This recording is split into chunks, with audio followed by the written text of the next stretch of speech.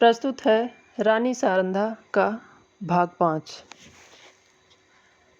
संसार एक रण क्षेत्र है। इस मैदान में उसी सेनापति को विजय लाभ होता है जो अवसर को पहचानता है। वह अवसर पर जितने उत्साह से आगे बढ़ता है, उतने ही उत्साह से आपत्ति के समय पीछे हट जाता है। एक वीर पुरुष राष्ट्र का निर्माता होता है और इतिहास उसके नाम पर यश फूलों की वर्षा करता है। पर इस मैदान में कभी कभी ऐसे सिपाही भी होते हैं जो अवसर पर कदम बढ़ाना जानते हैं, लेकिन संकट के समय पीछे हटना नहीं जानते। ये रणवीर पुरुष विजय की नीति को भेंट कर देते हैं। वे अपनी सेना का नाम मिटा देंगे, किंतु जहां एक बार पहुंच गए हैं वहां से कदम पीछे न हटाएंगे। उनमें कोई बिरला ही संसार क्षेत्र में विजय प्राप्त करता है, किंतु प्रायः उसकी हार विजय से भी अधिक गौरवात्मक होती है। अगर अनुभवशील सेनापति राष्ट्र की नींव डालता है तो आन पर जान देने वाला, मुंह ना मोड़ने वाला सिपाही राष्ट्र के भावों को उच्च करता है और उसके हृदय पर नैतिक गौरव को अंकित कर देता है।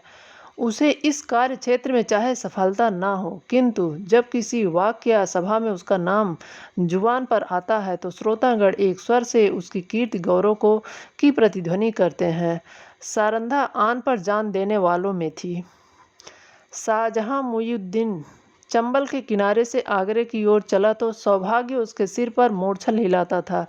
जब वह आगरे पहुंचा तो विजय देवी ने उसके लिए सिंहासन सजा दिया। औरंगजेब गुड़ज्ञ था। उसने बादशाही सरदारों के अपराध क्षमा कर दिए, उनके राज्य पद लौटा दिए और राजा चंपत राय को उसके बहुमूल्य कृत्यों के उपलक्ष्य में 12 हजारी मनसब प्रदान किया। ओरछा से बनारस और बनारस से जमुना तक उसकी जागीर नियत की गई। बुंदेला राजा फिर राज्य सेवक बना। वह फिर सुख विलास में डूबा और रानी सारंधा फिर पराधीनता के शोक में घुलने लगी। वली बहादुर खां बड़ा वाक्य चतुर मनुष्य था। उसकी मृदुला ने शीघ्र ही उसे बादशाह आलमगीर का विश्वास पात्र बना दिया। उस पर राज्यसभा में सम्मान की दृष्टि पड़ने लगी। खां साहब के मन में अपने घोड़े के हाथ से निकल जाने का बड़ा शौक था। एक दिन कुंवर छत्रसाल उसी घोड़े पर सवार होकर सैर को गया था। वहां खां साहब के महल की तरफ जा निकला। वली बहादुर ऐसे ही अवसर की ताक में था। उसने तुरंत अपने सेवक को इशारा किया। राजकुमार अकेला क्या करता? पाँव पाँव घर आया। उसने सारंधा से सब समाचार बयान किया। रानी का चेहरा तमतमा गया। बोली, मुझे इसका शौक नहीं कि घोड़ा हाथ से गया। शौक है कि तू उसे खोकर जीता क्यों लौटा। क्या तेरे शरीर में बुंदेलों का रक्त नहीं है? घोड़ा ना मिलता ना सही, किंतु तुझे दिखा देना चाहिए कि एक बुंदेला बालक से उसके घोड़ा छीन लेना एक हंसी नहीं है। यह कहकर हमने अपने 25 योद्धाओं को तैयार करने की आज्ञा दी।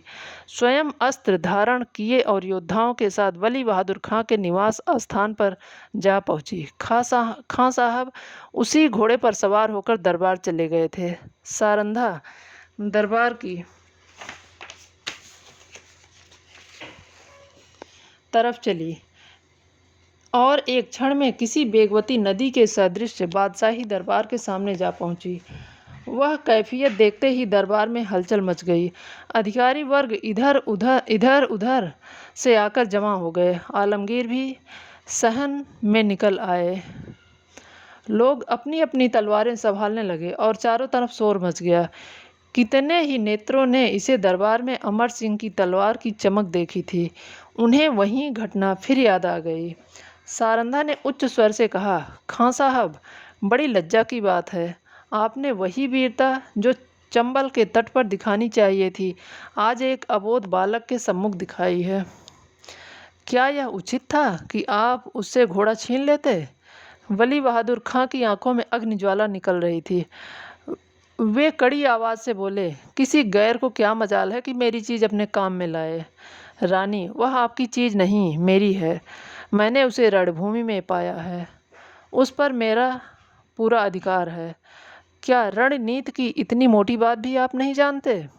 खां साहब, वह घोड़ा मैं नहीं दे सकता। उसके बदले में सारा अस्तबल आपकी नज़र है। रानी, मैं अपना घोड़ा लूँगी। खां साहब, मैं उसके बराबर जवाहरात दे सकता हूँ, परंतु घोड़ा नहीं दे सकता। रानी, तो फिर इसका निश्चय तलवार से होगा। बुंदेला योद्धाओं ने तलवारें खोल ली और निकट था कि दरबार की भूमि से रक्त प्लावित हो जाए। बादशाह आलमगीर ने बीच में आकर कहा, रानी साहबा, आप सिपाहियों को रोकें। घोड़ा आपको मिल जाएगा, परंतु उसका मूल्य बहुत देना पड़ेगा। रानी, मैं उसके लिए अपना सर्वस्व खोने को तैयार हूँ। बादशाह, जागीर और मनसब भी? रानी, जागीर और मनसब कोई चीज़ नहीं। बादशाह, अपना राज्य भी? रानी, हाँ, राज्य भी। बादशाह, एक घोड़े के लिए? रानी, नहीं, उस पदार्थ के लिए जो संसार में सबसे अधिक मूल्यवान है। बादशाह, वह क्या है? रानी, अपनी आन। इस भांति रानी ने अपने घोड़े के लिए अपनी विस्तृत जागीर, उच्च राज और राज सम्मान सब हाथ से खोया, और केवल इतना ही नहीं, भविष्य के लिए कांटे बोए। इस घड़ी से अंत दशा तक चंपत राय को शांति ना मिली। धन्यवाद।